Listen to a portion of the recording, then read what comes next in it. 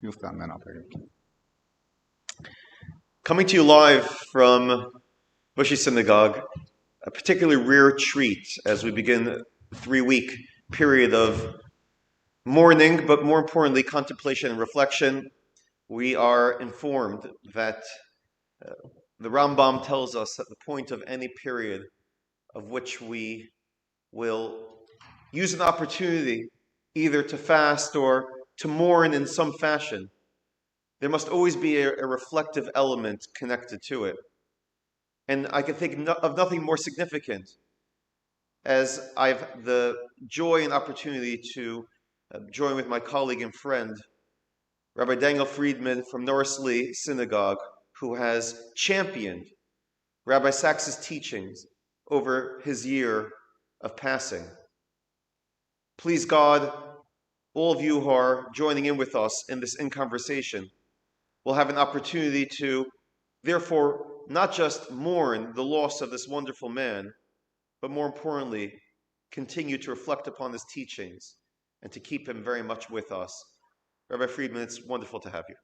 Well, thank you so much, Rabbi Feldman. It is an honor and a privilege to be here at Bushy United Synagogue, live on location, and to be continuing with our monthly Rabbinic Chavrusa, where I have the honor to learn with a different rabbi of a United Synagogue or Anglo-Jewry leader, really across the globe, because we have taken it across the Atlantic to Rabbi Robinson as well in New York.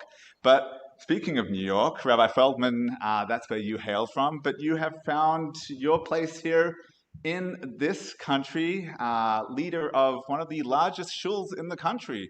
And such an honor to be in conversation with you this evening. And tonight we're going to be talking about one people. Now, I do notice that you and I have different editions, but it is the same book.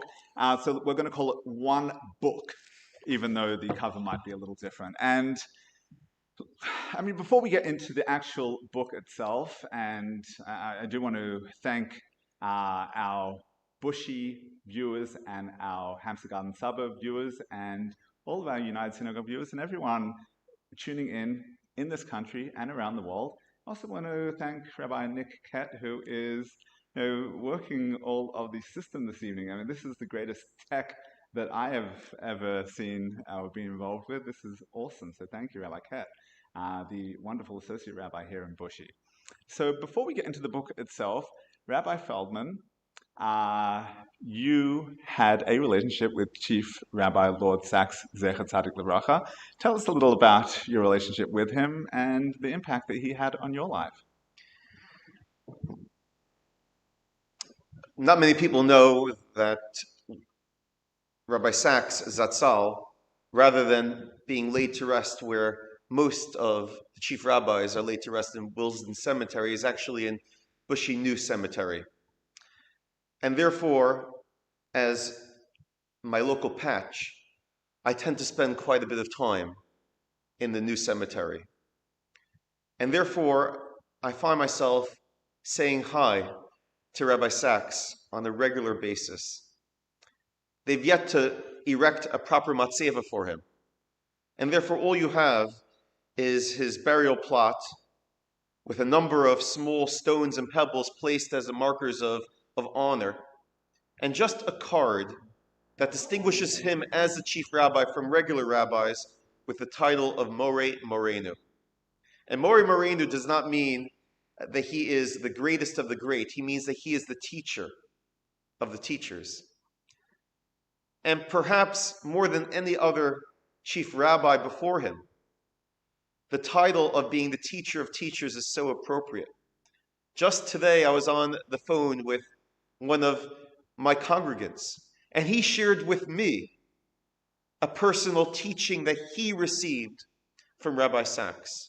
And I would like to think that all of us, in many ways, are actually disciples, either directly or indirectly, of Rabbi Sacks. For me personally, I came into the rabbinate just at the right time. It was when Rabbi Sacks already saw, as it were, the finish line. He knew that he was on his way, concluding his tenure, and he was looking to build the future. And therefore, he took under his wings the young rabbanim of the time. We had very much in the same way that we are sharing a chabura or a chavruta, a one-on-one or a small group fashioned discussion and learning program between the two of us. I got to do that with the chief rabbi, with Rabbi Sacks. And it was within those close quarters, I was able to really see his love, but also his vision as well. And although there are a few stories that I could share about my personal experiences that I had with him in his lifetime, I suppose the most poignant one for me was after he passed away. And the Levaya had taken place. This, of course, was during the height of the COVID period, where numbers were very restricted, but they had somehow managed to have nights of Shiva, of which there would only be allowed a very, very specific amount of people to attend, 15 or whatever it was at the time. And I was asked to speak at one of the Shivas. And this was not just a unique honor, but a bit of a shock, because I certainly had not known him the longest, and I most certainly wasn't the most qualified. But all I was told is that the family have requested thus. So, one of the evenings I made my way to Dunstan Road, to Golders Green Synagogue, tried to, in some way, communicate my feelings for Rabbi Sacks. Then afterwards, I sat next to Lady Sacks, and she said to me, first of all, thank you. And I said, but why am I here? And she said, because it was so important to Rabbi Sacks that his teachings would continue into the next generation. And as a representative of that next generation, I was given the task, along with all of my other colleagues, to pick up the mantle. And that, to me, every time I walk by the Murray Moreno, I just hear the echoes of Rabbi Sacks saying, Nu Elchanan, have you gone on with it? I would like to hope that tonight might be just a small piece of that puzzle. Well, that's very powerful. Thank you so much, Rabbi, for sharing that inspirational piece. To think that Rabbi Sacks was already, so to speak, planning the Shiva, but doing it in such a meaningful way that would impart a message, to the next generation. So, Rabbi Feldman, one people, tradition, modernity, and Jewish unity. One of Rabbi Sacks's earliest works, maybe the first one as chief rabbi, I'm not sure, but one of them, I think back in 93, one of the earlier ones. And I must say, not an easy book. I think a lot in this book. Why did you choose this particular book for us to discuss this evening? Well, in retrospect,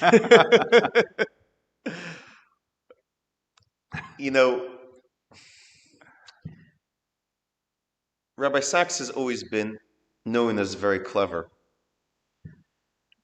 But perhaps what's less appreciated is how nuanced he has always been.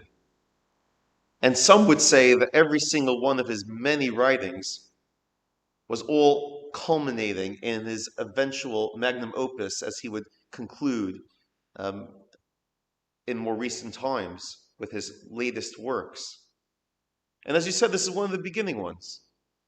But perhaps because it was one of the earlier ones, in some ways it's less guarded. He has not had, at that point in time yet, the weight of the chief rabbinate upon him. He's not yet been broken by the servitude of the various contentious strains that tried in many ways to monopolize what his chief rabbinate's messaging could be. That's so interesting. I mean, that's so true when you read this. It's very raw, very raw.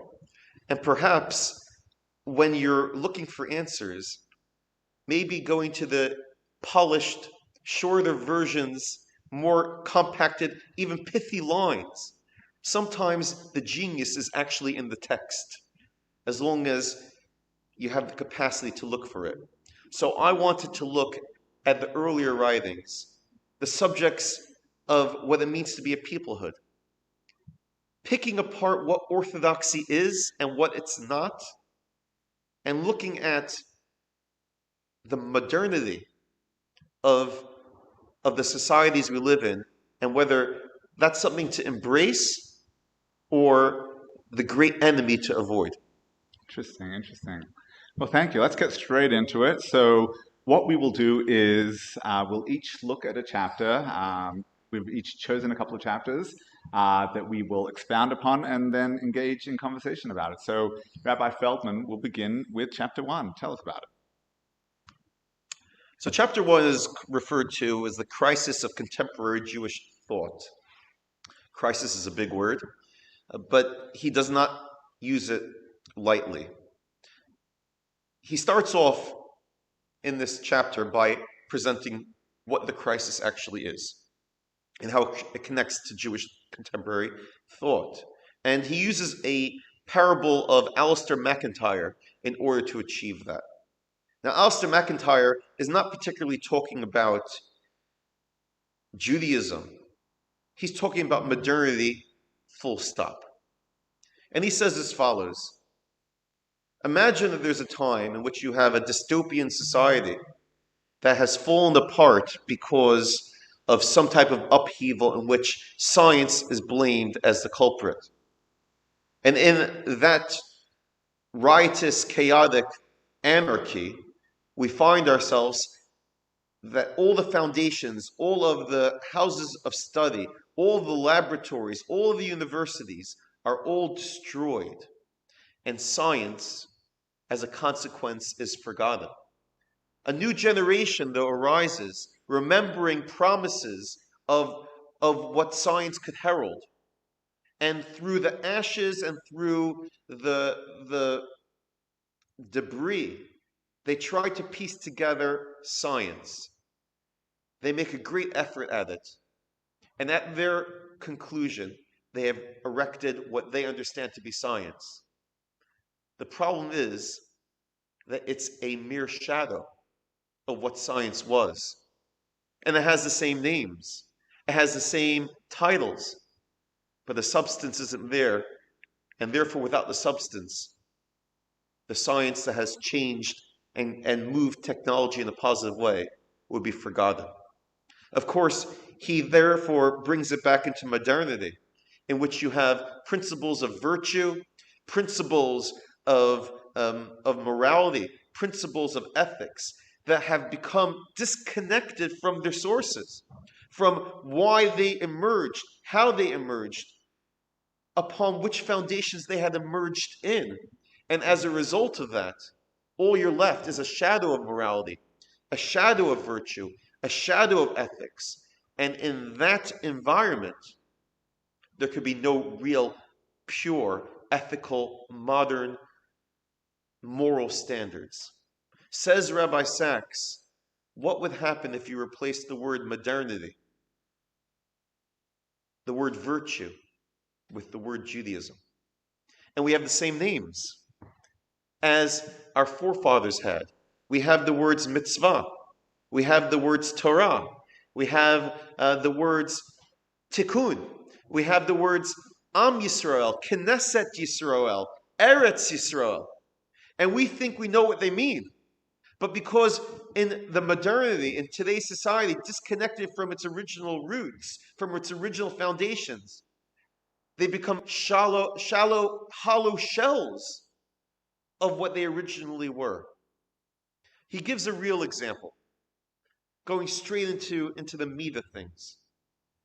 The Declaration of Independence of Israel, this formative document from May 1948, which outlines the principles of how the democratic new Medinat Yisrael would exist and on what basis it would exist. And he says, look at the concluding lines. I'll use the English translation. Placing our trust in the Rock of Israel, Tzur Yisrael. We set our hands to the declaration at the session at the Provisional State Council in the city of Tel Aviv this Sabbath Eve, and then goes on to say on the 5th of ER 5708, 14th of May, 1948. Says Rabbi Sacks, well, what does the Rock of Israel mean? We once upon a time knew Sur Yisrael. That's how we enter into our Midah. That's how we enter into our Shemona Esrei. Did it mean, therefore, God Almighty, Rock of Israel? Or perhaps did the writers mean something very different? When we talk about the eve of Sabbath, well, what's Sabbath now?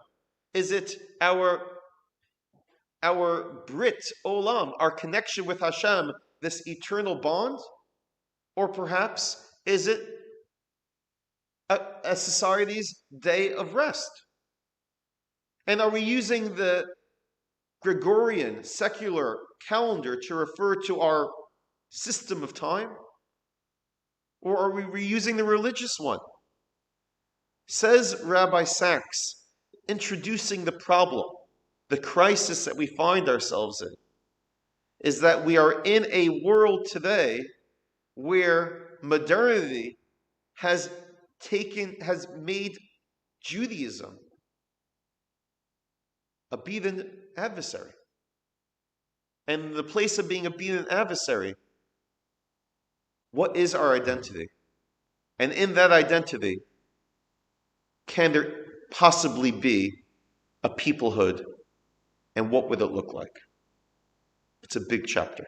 Well, thank you, Rabbi Feldman. So let me know your thoughts. So I think that's a radical idea that Rabbi Sacks presents, that the Judaism that we call Judaism today might be something different to following the decay of having left previous existences, previous countries, and that we had some kind of rupture between something that we had previously and something that we know today. In your mind, is it that stark? Or do we have that linear progression? It's certainly not a completely radical idea. We have notions amongst the medieval commentators about machlokas, that says that the reason we have debates in the Talmud is because things did get forgotten and they had to be reconstructed. So it wouldn't be a completely radical idea, but to say that the Judaism we have in 20th, 21st century is somehow not linearly connected to 17th, 18th, 19th century Judaism, to me might be just that little bit of a jump. Your thoughts? Well, he refers to it as a crisis, and I'll take him on his word. He has exclaimed, and he'll continue on in some of the later chapters to discuss as well, that what secularism has brought to the world in many ways has been more devastating to the Jewish communities than any Churban, any proper exile or destructive time period before. Right. Those are radical words True. in which principally, he says, whereas the previous losses have been the principle of hester panim, not being able to see Hashem, to see God's hand in our life. That has its challenges. But Rabbinic Judaism found ways of overcoming them, moving to what would eventually be referred to as orthodoxy. The problem today is much more profound in his eyes, and that is, we don't even know what Judaism means. So there could be a narrative, there can be a covenant, but if you and I are sitting here together and we can't even agree on what it means to be Jewish, that was never a problem before. Everyone knew what it meant to be Jewish, and either you left it, depending on which generation, which century, would depend on why you left it. But if you left it, you knew what you were leaving. Now we have a situation where we may be in it and still at the same time have no idea what we have, and certainly not be able to agree on it. Right. That he refers to as a crisis. Right. No, absolutely. There should be up for debate as to the very essence of what Judaism is. It's very powerful and something that we probably haven't seen. Although, let's move on to chapter 2, if I may, and let's try and unpack that a little. So number two, chapter 2, he calls the birth of the adjectival Jew. So instead of just being known as a Jew, I am now an Orthodox Jew, a liberal Jew, a Sephardic Jew, Ashkenazic Jew, but primarily these ideas that have come about only in the last few centuries that have differentiated various types of Jews. Now, he says previously, and he quotes Rav Saadia Gaon, 9th century, he says, Rav Saadia Gaon said, "We are a nation by virtue of common commitment to halacha." So we all knew that we were part of this halachic framework. Halacha was the common language, and therefore, if anybody stepped outside of the realm of halacha, they were no longer part of the covenantal community of the Jewish people. You were no longer part of being Jewish. But then Judaism to mean something else outside of the realm of halacha, that's a new idea. So just to pause there for a moment, and certainly I think that he tries to finesse this as we work through the book, I will say that one of the things I struggled with was Karaism. Now, the way that Rabbi Sacks contrasts, you've got Pharisees and Sadducees, you've got Rabbinites and Karaites. There are other contrasts that he makes that we might get to. But in all of these cases, he kind of suggests that, well, since they step outside the community, they are done. Now, I'm just not sure that that's a completely accurate depiction. Later in the book, he does mention that Karaites were accepted into regular schools in the 19th century. And we know till today, I mean, I think there are some 40, 50,000 Karaites still in the world, 40,000 in Israel and 10,000 in the diaspora. They practice some sort of non-halachic Judaism, and yet we have somehow managed to keep them in the fold. There were a lot more before the Holocaust. A lot of Karaite communities wiped out, and really the remnant today is the remnant of the Egyptian Karaite community.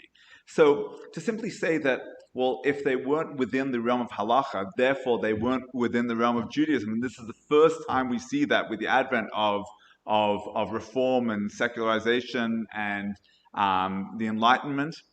I'm just not 100% sure that that's quite the case, but certainly I think that his argument is no less poignant as he takes us through.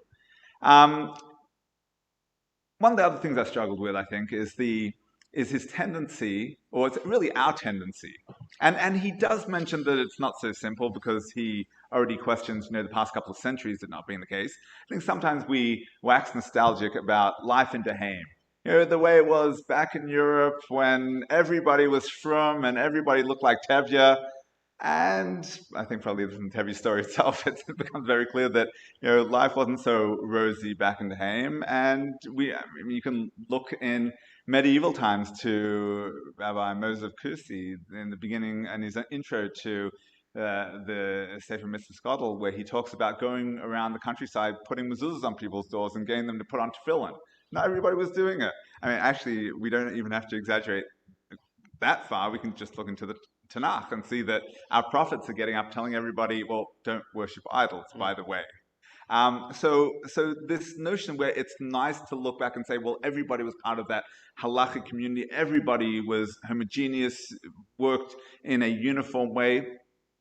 Nice as a theory to start from. Whether it was absolutely the case in practice, hard to know.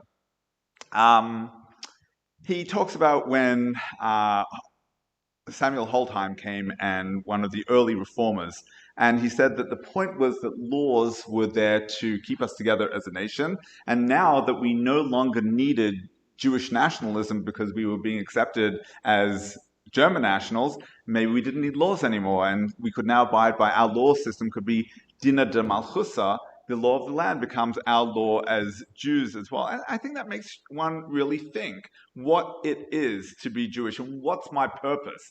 And if I don't have halacha, and those early reformers who had other goals, then what am I aiming for? If I'm happy simply to be a citizen of the land and that's enough for me as a Jew, then what's my purpose in life? What am I aiming for? And I think that it's a reminder for us that the mitzvahs are more than just things that keep us together as Jewish people. These are what bind us to God.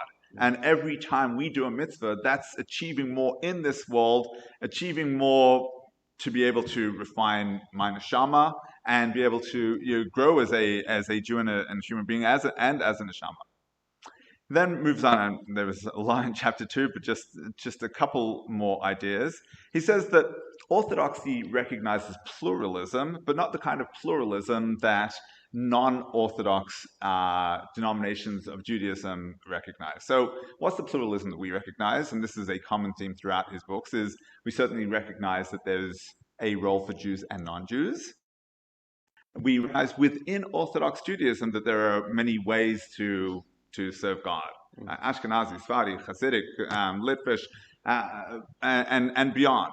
All of those pluralistic ways within the realm of halacha. What we don't recognize within Orthodox Judaism, and he's very emphatic about this, is the notion of other forms of non-halachic Judaism. He says that Orthodoxy doesn't expand to that. That cannot fit within. If that's the definition of pluralism, then that won't work for us. And he brings one example of an Orthodox thinker who did believe in pluralism. That is Rabbi Yitz Irving Greenberg, and Rabbi Sacks certainly distances himself from Rabbi Greenberg's thinking. And he says, no, my reading of Orthodoxy is that it's just not compatible with denominational thinking. And I know there's, recently in the news, one of the teachers in our community had, mentioned that, she has no time for differences, denominational issues. But Rabbi Sacks makes it very clear that it's a key point of what defines orthodoxy, the ability to be able to say there's only one form of halachic framework, and if it's not that, then it's somehow, like you mentioned, he's a little raw in the early days, but then it's somehow outside the realm of traditional Judaism. Okay, well, your thoughts? Well, a lot to unpack there. Perhaps the most, just coming off of what you've said, we didn't like to think of Rabbi Sacks as a traditionalist, did we? But in many ways, he felt so sincerely that it was his job to carry the Masorah. And he never wavered from that at any point. And although at the same time he did carry a lens of, or a voice of an ambassador, not just to the outside world, but perhaps to corners of our own Jewish soul that weren't ready for the Masorah, for the tradition just then. But he never ever shifted from the words that in his early days he felt safe to proclaim so clearly, which is, yes, we are a pluralistic faith, religion, however you want to describe what it means to be a Jew. But there is emet, there is truth, and there is what is outside that, which will eventually, in his view, separate from the orthodoxy or from Judaism, as he referred to it. Rabbi Friedman, though, I did have a bit of a question on what it means to be an adjectival, however you pronounce it. I'm not sure if the I is a strong I or a soft I, but yes. What it means to have a hyphen next to Jew. And you said that refers to different types of denominations, which is absolutely true.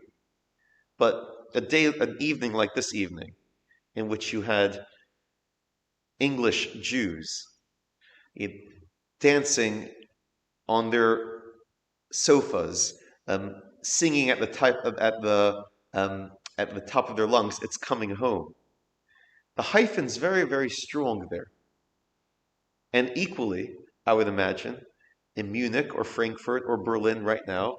There are many dejected German hyphenated Jews who, perhaps some who are actually living in the UK, who are having a difficult evening right now. And my question for you is, where is there a place to have a dual identity of, at the one hand, being a Jew, but at the same time also being a national as well? He doesn't talk about that as much, but what's your feeling on what Rabbi Sacks would say about that? Right, so certainly, yeah, Rabbi Feldman, he doesn't address it in this book. He addresses it in some of the other books, such as his book on building our home together, I think it's called, the one that I did with Rabbi Epstein at Southgate, when he was at Southgate. And so I think absolutely, Rabbi Sacks was very much one to embrace his identity and our identity as British Jews and Jewish Brits. I think that's something that he, probably more than any chief rabbi in the history of the chief rabbinate, was very much a proud Brit and very much represented the best of both worlds. He had made it in both worlds. Here he was, someone who was consulted by prime ministers, and both during his chief rabbinate and afterwards. And we had the Prince of Wales mourning his loss. So certainly in that regard, Rabbi Sacks was very much able to sustain and maintain both, because they weren't in any way concessionary, compromising of one another. They were two identities that worked. Whereas when we have the identity that in some way compromises or minimizes the other one, such as a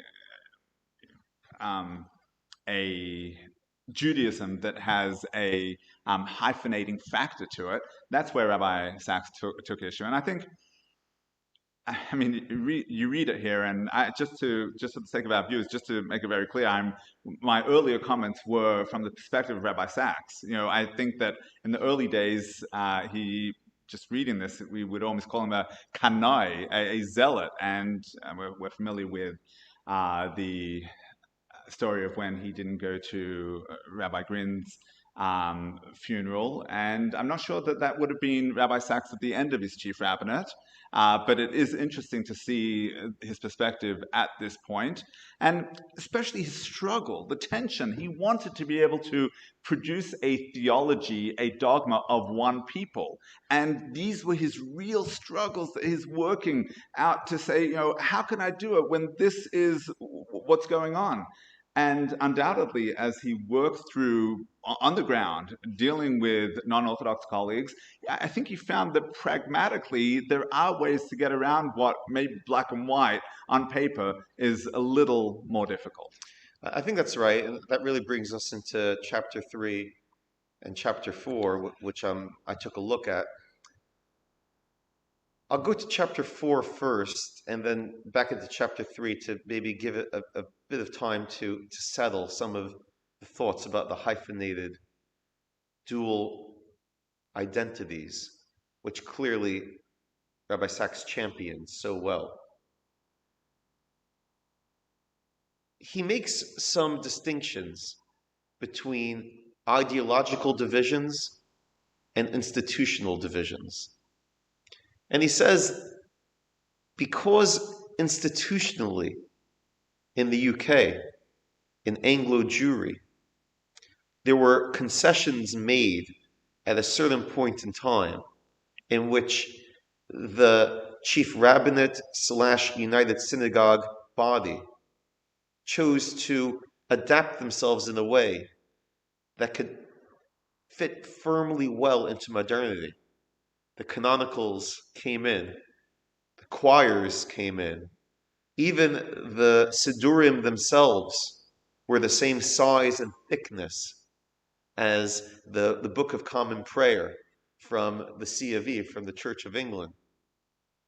And he says, because these concessions were made, the fact that in practice different people might have observed more or might have observed less.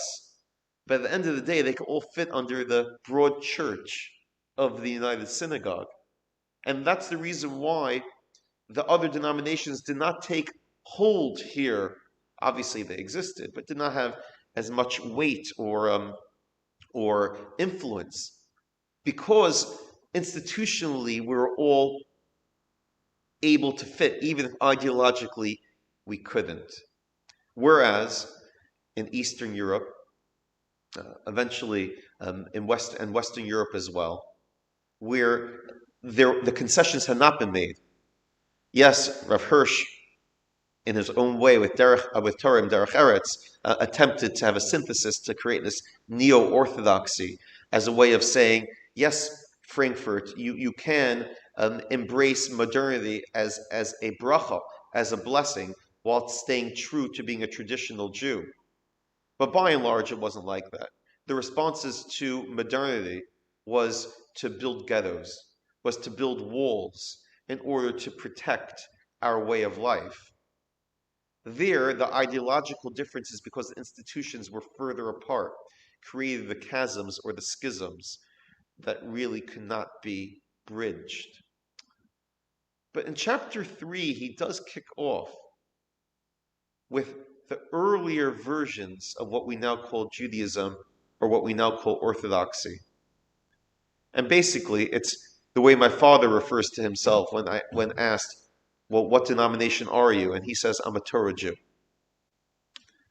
Because once upon a time, that's what we were.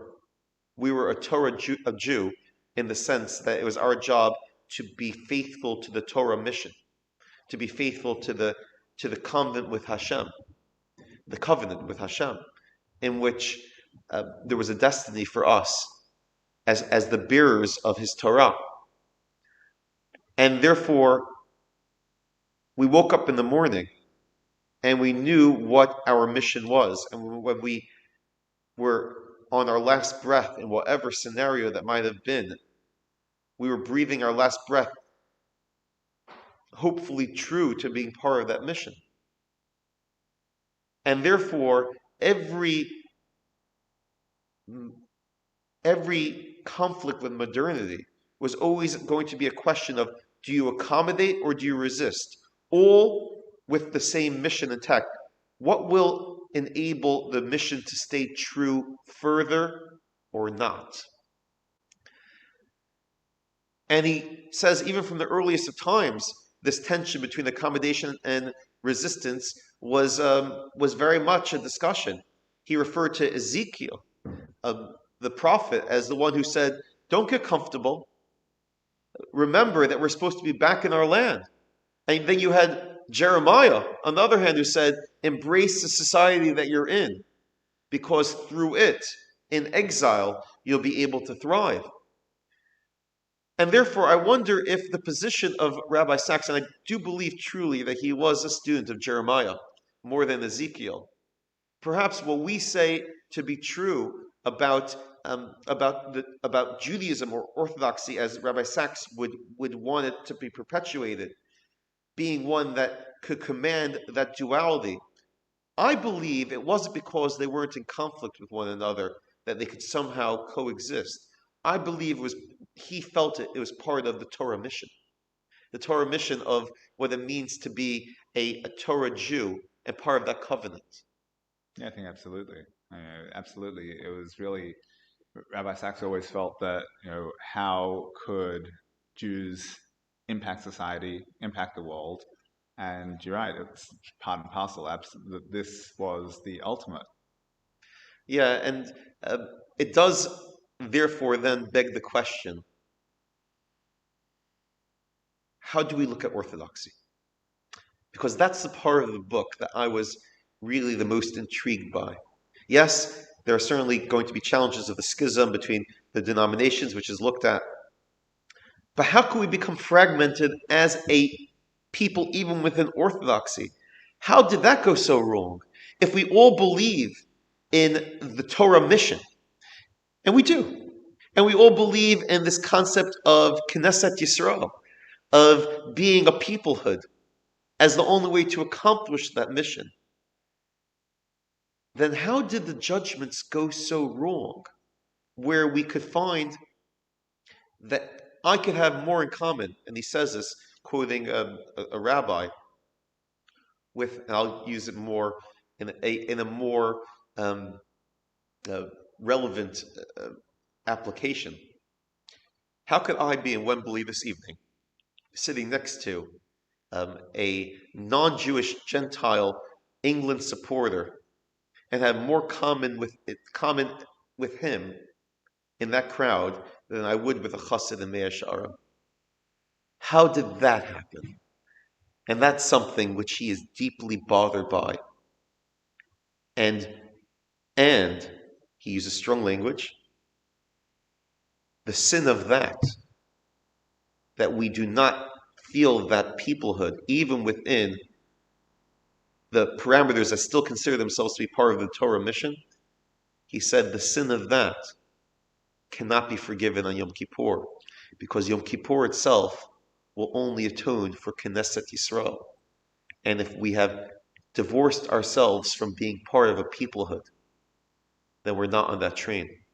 Right, right. So I think certainly a concern, a major concern, and I think he answers it. You've clarified a lot for me, I think, in terms of chapter 5 being really an answer to that, in that he says people get confused as to where the lines of dispute should be. He distinguishes between halacha and what he primarily calls agada, but he notes that colloquially we would probably call it today hashkafa. And halacha, he says, there is a consensus around a norm of what it means to be a Torah Jew. But then it's the agada, which is the gray area, where you can have two different opinions that are simultaneously true and simultaneously able to be maintained despite the fact that they don't agree whatsoever. Why? Because they don't have any impact on what it means to be halakha observance. So, hashkafically, do I have to believe that the state of Israel is Reshit Tzmichat Gulateno, the beginning of the sprouting of our redemption? Does that make any difference as to whether I can, daven with somebody in a minyan or sit on a basin with another rabbi because we have different hashkafas regarding the state of Israel? No, practically speaking, it's outside of the realm of halacha. And he says that all too often people get that confused and they forget what's the halachic realm where we have consensus and we have so much more that unites us than divides us. We know what that is. And then the agadic, that we can agree to disagree and we shouldn't feel any antipathy towards anybody else or alienation towards anybody else simply because they have different ideas on the way the world works. And when we remember that, then I think that we can move forward as a nation, come together as a nation. I'm going to just kind of move. That's what he does in chapter 5. But knowing that the hour is late, let's just some of his ideas in chapter 7, and then maybe we can pull it all together. Is his vision for how we increase the social cohesion amongst the Jewish people is he takes an idea from the sociology of religion that groups three different attitudes towards how I view myself and my relationship with religion versus anyone else. There's an exclusivist attitude that says, I'm right, everyone else is wrong. There's a pluralist attitude that says, I'm right, you're right, different paths, we can all be right. And then there's something in between that's called inclusivism that says, I'm right, but I can see something within what you're doing that's also right. You're not absolutely right, but there's some redeeming factor within your behavior that I can somehow find common ground with. I think that it's not absolutely right what you're doing, but on that common ground, we can build that social cohesion. He says, and this is really what's amazing to me, to see the tension and the struggle within, and to say, I don't think that, well, certainly not myself, I can't speak for you, but I think that he says some things in here that, almost pull that community apart. Admits to where the fault lines are between Orthodoxy and Reform, or anything outside of the realm of the halakhic community, and says, we're just going to have to get past this because I admit that this is a problem. I'll give you an example. This one, to me, very powerful. He says, what do we do about avoiding, if someone is married in a Reform synagogue, then they're divorced in a Reform ceremony. Then they remarry in a Reform synagogue and have children. Theoretically, in the realm of halacha, we could have an issue of mamzerut, right? That illegitimately conceived because there was no divorce that happened with a proper get. He says Rav Moshe Feinstein solved it. He said, we just don't recognize the first marriage, and if we're annulling the first marriage, then there was no marriage to begin with, and so there was no need for a get. He says this is wonderful from an inclusivist perspective, but it's highly defamatory and derogatory towards our Reform colleagues, because essentially we're delegitimizing even their ability to perform a marriage now. So from our perspective, it seems inclusivist. From their perspective, it seems that what have we achieved?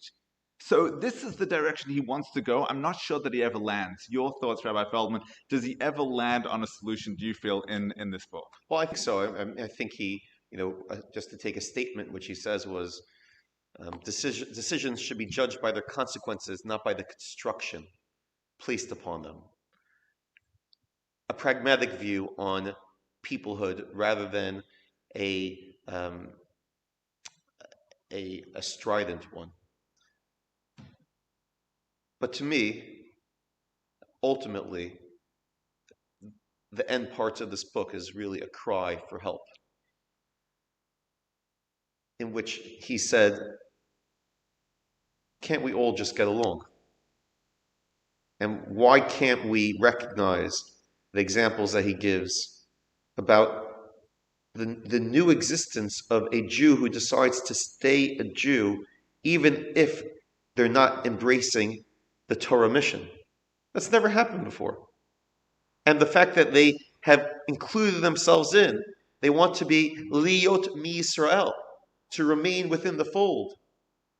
How can that in any way remove them from being worthy of being part of peoplehood? So yes, if we are all on the same page where we are recognizing each other not by our distinctions but what unites us, then we'll find solutions.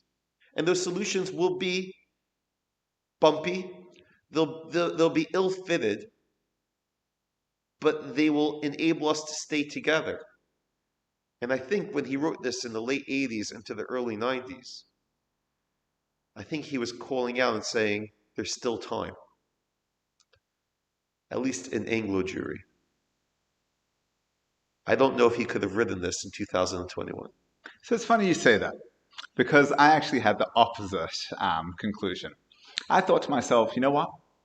Maybe when he wrote it was too early. And I think about, for example, Israel, where he says, I don't know what the future is going to be with Israel. And you look even at the most recent elections and the coalition coming together across such strange fault lines. And even the commentary about the Haredi parties that are now in opposition, and the way that they're talking about the Jewish nature of the state of Israel in ways that they never spoke before, because they never cared about the state of Israel. It was only, we are here and just to get out of the state of Israel dollars for yeshiva funding. But now they're suddenly talking a different language. And, we're looking at a blip. We're looking at a blip in history. I mean, how long are we talking about? And somehow things do sort themselves out. And that's why I say, I think about some of our riffs. Think about Hasidim and Misnagdim.